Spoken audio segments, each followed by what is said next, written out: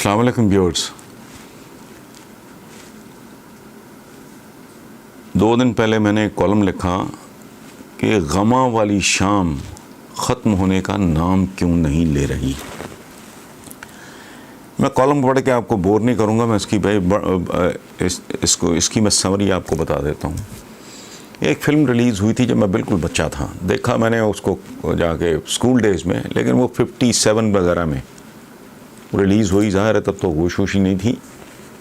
बाद में मैंने उस 60s में जाके वो फिल्म देखी और मुझे पता चला कि अपने ज़माने की बेतहाशा मकबूल फ़िल्म थी और हिंदुस्तान में भी इसने तहलका मचा दिया। उस फिल्म का नाम था करतार सिंह।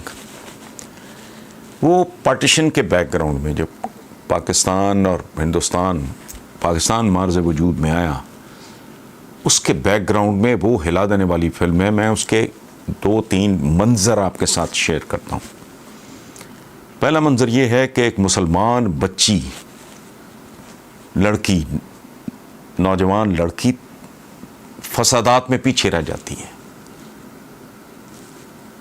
काफ़िले, उसका भाई जो फिल्म का बेसिकली हीरो है उमरदीन, वो डेस्परेटली वापस जाना चाह रहा है, तो लोग उसके आगे हाथ जोड़ते हैं कि एक बहन के लिए तुझे सामने इतनी बहनें नज़र नहीं आ रही, इतनी बेटियां नज़र नहीं आ रही, तू हमारा मुहाफ़िज़ है, तू भी हमें छोड़ के चला गया तो इन बेटियों का कौन बनेगा और इन लोगों की ज़िंदगियों के साथ क्या होगा।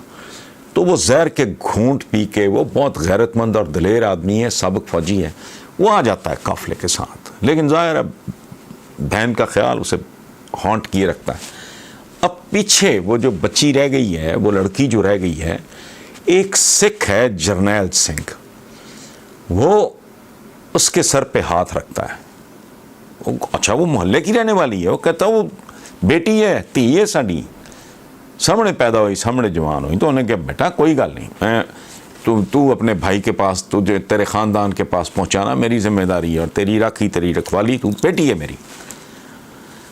उधर हीरो का, इस उमरदीन का, इस लड़की के भाई का दुश्मन होता है वो करतार सिंह जो विलन है। आखिर पे वो विलन भी हीरो ही बन जाता है, वो अलग कहानी है। विलन, अच्छा, जरनैल सिंह का बेटा करतार सिंह का दोस्त होता है और ये दोनों दुश्मन होते हैं उमरदीन के। तो वो उसको उकसाता है, उसको शराब पिलाता है और कहता है कि दुश्मन की बहन तेरे घर में है, इंतकाम लेने का इससे बेहतर मौका क्या हो सकता है। वो उसको उकसा के, उसको प्रवोक करके और नशे में धुत करके घर भेज देता है। वो बदबख्त घर जाके वो दस्तदराजी करता है उस मुसलमान बच्ची के साथ। वो शोर मचाती है तो जरनैल सिंह की आंख खुल जाती है। वो बंदूक उठा के निकलता है तो अपने बेटे को देखता है, तो लोडेड गन है। मुझे आज तक वो मंजर नहीं, मैंने कॉलम में बड़े दुख से लिखा है कि मैं आज भी, मैं लिखते हुए मेरे हाथ लरज़ रहे थे कि मैं भूल नहीं सका ये 2-3 मनाजर। आखिरी मंजर पे वो कॉलम है, वो मैं आपके साथ शेयर करता हूँ। अच्छा, वो बंदूक तानता है बेटे की तरफ, बेटे की तो नशा नुशा हिरन हो जाता है, उसे पता होता है कि बाप बहुत बावकार, बासूल आदमी है। वो उसे कहता है कि माफ़ी तलाफ़ी। जरनैल सिंह उसे कहता है तुझे गैरतमंद मर्दों की तरह जीना तो नहीं आया, गैरतमंदों की तरह या मर्दों की तरह मरना तो सीख ले। ये कह के वो गोलियां सगे बेटे के आर पार कर देता है। सुनने वाली ये देखो, ये फिल्म, इसका जो आखिरी एक गीत था ना, वो कॉलम सारा उस पे है, गमा वाली शाम वाली बात में कर। अच्छा, बेटे को मार देता है। उस बेटी के, मुंह बोली बेटी के, मुसलमान बच्ची के सर पे चादर दुपट्टा रख के बेटे की लाश पे रोने लगता है। अच्छा, उसके कुछ अर्से बाद, चंद हफ्तों के बाद, दिनों के बाद, जो रेस्क्यू करने के लिए पार्टीज जाती थी, उनमें मेरा ख्याल, वो मुझे अब याद नहीं, वो कोई रेंजर्स के या फौज के जवान होते हैं, तो वो कहता है ये वो कोई जो भी वो फौजी हैं या जो भी हैं, उनको वो कहता है जरनैल सिंह कि मेरी बेटी को ध्यान से ले जाना, ये मेरी वो बेटी है जो मुझे बेटे के भाव पड़ी है। अच्छा, ये मैं बात कर रहा हूं पाकिस्तान कैसे बना उसके हवाले से, और ये बनाने वाला आदमी बहुत बड़ा था, सैफुद्दीन सैफ, एक बड़े इंटेलेक्चुअल थे, बहुत आलीशान शायर थे। ये उनकी फिल्म थी करतार सिंह। अच्छा, अब वो लेके वो उस लड़की को, उसके भाई उमरदीन जो हीरो है बेसिकली करतार सिंह का, करतार सिंह उसका विलेन है, लेकिन टाइटल रोल अलाउद्दीन ने किया था। वो बहन को देख के स्टन हो जाता है। उसको बहन के मिलने से ज़्यादा की खुशी से ज़्यादा इस बात की अजियत है कि ये किन दुश्मनों के नरगे में रह के आई है। बहन भी बिल्कुल सख्ते के आलम में, वो चुप करके एक रुक्का देती है अपने भाई को, और उस रुक्के में वो आवाज़ ओवरलैप करती है, मुझे अब याद नहीं, उसमें वो रुका होता है जरनैल सिंह ने दिया होता है कि ये ले जा, जदों भरा नूं मिलेंगी ये कम आएगा। वो चुप करके ना सहमी हुई वो रुक्का दे देती है। भाई रुक्का पड़ता है, उसमें लिखा होता है कि उमरदीन, जो दाग इस बच्ची के माथे पे लग सकता था वो लगने से पहले मैंने अपने बेटे के खून से धो दिया। ये है पाकिस्तान का बैकग्राउंड। इससे ज़्यादा हौलनाक ख्वाजा इफ्तिखार साहब की किताबें वगैरह पढ़ लें मरहूम की, तो तबीयत साफ हो जाएगी। जो कुछ हुआ 70-72 साल है ना जी, भूल गए, चौथी पाँचवीं छठी नस्ल चल रही है, किसी को क्या होश है। बर्गर खाते हैं, पिज़्ज़े खाते हैं, कोले शोले पीते हैं, पास्ते खाते हैं, जीन्स पहनते हैं, भूल गए लोग। अच्छा, अब असल में मैं ये सारा कुछ नरेट करने के बाद एंड पे मैंने लिखा कि बात सुनो, उसका एक मंजर है आखिरी, जब लुटा हुआ काफिला अपने बुजुर्गों की कब्रें छोड़ के, जायदादें छोड़ के, यादें छोड़ के,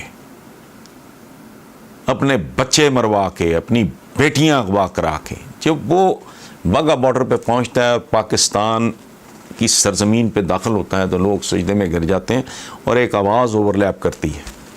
एक दरवेश उसमें वो रोल किया है इसने, इनायत हसन भट्टी मरहूम अल्लाह उन्हें बख्शे, वो है अज मुक गई है गमा वाली शाम।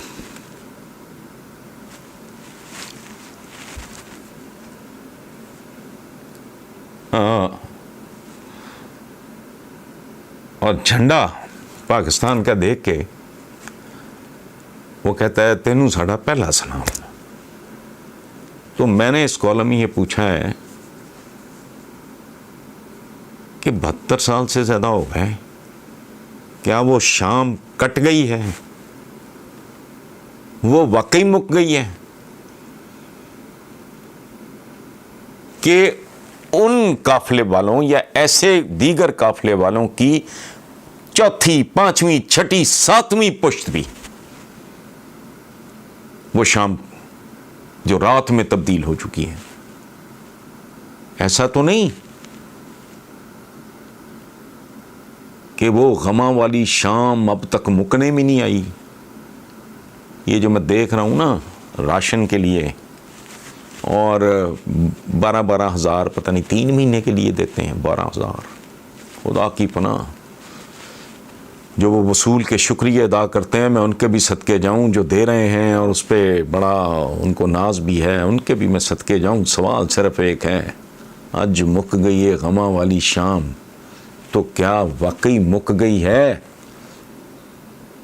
कि उन बदनसीबों, मुहाजिरों, लुटे पुटे लोगों की पांचवीं, छठी, सातवीं पुश्त भी खाए जा रही है ये शाम? सिर्फ इतना सा सवाल है। तो हमारी जो अशराफिया है, इसको नदामत के आंसुओं में डूब मरना चाहिए हालात देख के। तो बंदा आबादी कितनी है, ना तुम्हारे पास वेंटिलेटर, ना तुम्हारे पास कोई टेस्ट करने की किट्स हैं, ना तुम्हारे पास स्टाफ मौजूद है, ना तुम्हारे पास बेड्स मौजूद हैं। वो 72 साल में तुम करते क्या रहे हो? मैंने कहा ना इनको डूब मरना चाहिए, लेकिन ये पता है ये वो लोग हैं जो डूब मरने के लिए भी लंदन का जो नहीं है, इंग्लैंड का दरियाए टेम्स, ये डूब मरने के लिए भी उसका इंतखाब करेंगे। यहाँ के किसी दरिया में डूबना पसंद नहीं करेंगे। ये रिवर हडसन जो है अमेरिका में, उसमें डूबना पसंद करेंगे। ये रिवर सैन जो है ये पेरिस से जो गुजरता है, उसमें डूब मरना पसंद करेंगे। तो वो ठीक है, कोरोना नहीं, मसला कुछ और है। कोरोना तो आते जाते रहते हैं, ये एक परमानेंट प्रॉब्लम है जो 14 और 15 अगस्त की दरमियानी शब को, और मैं बेशुमार कॉलमों में एक जुमला लिख चुका हूँ, अब तो लिखते हुए भी शर्म आने लगी है। मैंने लिखा था कि 14 अगस्त को जो आज़ादी मिली वो उसके फ़ौरन बाद कायद के रुखसत होते ही वो आज़ादी अगवा कर ली गई, और आज तक किसी ने उसके अगवा की रिपोर्ट भी, FIR भी दर्ज नहीं कराई। Thank you very much.